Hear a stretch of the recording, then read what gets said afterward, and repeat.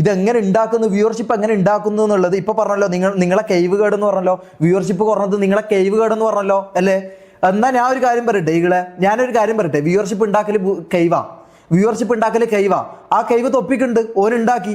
അതിലിപ്പോൾ ഇത് പറഞ്ഞിട്ട് എന്താ കാര്യം? ഞാനൊരു കാര്യം പറയല്ലോ, ഇപ്പം ഈകള് പറഞ്ഞു വെച്ച കാര്യമാണ്, ഈകള് പറഞ്ഞു വെച്ച കാര്യമാണ്. നിങ്ങളൊക്കെ 10 പേര് കൂടിയാലും വ്യൂവർഷിപ്പ് കിട്ടൂല ഈ സംഭവം. ഇപ്പം ഈകള് പറഞ്ഞതാ. ഞാനൊരു കാര്യം പറയട്ടെ, നമ്മളെ തെറ്റുകൊണ്ടാണ് നമ്മളെ വ്യൂവർഷിപ്പ് MRCന്റെ വ്യൂവർഷിപ്പ് പോയത് നിങ്ങളെ പിടിപ്പ് കോടുകൊണ്ട്. അങ്ങനെയാണ് ഈകൾ പറഞ്ഞത്. MRCന്റെ വ്യൂവർഷിപ്പ് പോയത് നിങ്ങളെ പിടിപ്പ് കോടുണ്ടെന്നാണ് പറഞ്ഞത്. ഞാനൊരു കാര്യം പറയട്ടെ, അങ്ങനെയാണെങ്കിൽ വ്യൂവർഷിപ്പ് കയറ്റൽ പിടിപ്പ് ഇതാണല്ലോ, നമ്മളെ ഗുണമാണല്ലോ, നമ്മളെ ബുദ്ധിയാണല്ലോ അത്. അങ്ങനെയാണെങ്കിൽ അത് ഓൻ്റെ ബുദ്ധിയാ, മനസ്സിലായോ? അത് ഓൻ്റെ ബുദ്ധിയാ.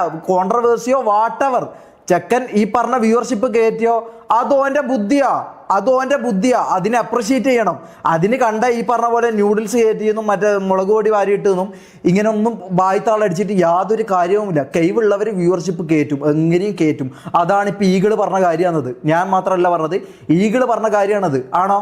ആണ്. ഈകളുടെ വായിൽ നിന്ന് വീണ കാര്യമാണ്. ഞാൻ വേണമെങ്കിൽ ഇപ്പോൾ എടുത്ത് കാണിച്ചു തരാമല്ലോ. ഈകള് പറഞ്ഞ കാര്യമാണ്. നിങ്ങളെ വ്യൂവർഷിപ്പ് പോയില്ലെങ്കിൽ നിങ്ങളെ കഴിവ് കേട്.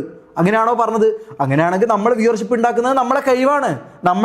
അത് അംഗീകരിക്കണം. അല്ലാണ്ട് അതിൽ കയറി വെറുതെ കുണക്കരുത്. നൂഡിൽസ് ഇട്ടോ വേറെ എന്ത് മൈരി ചെയ്തിട്ടാണെങ്കിലും ഓൻ വ്യൂവർഷിപ്പ് ഉണ്ടാക്കിയോ അത് ഓൻ്റെ കഴിവാണ്, ഓൻ്റെ ബുദ്ധിയാണ്. അപ്പോൾ പിന്നെ അത് സമ്മതിച്ചു കൊടുക്കണം.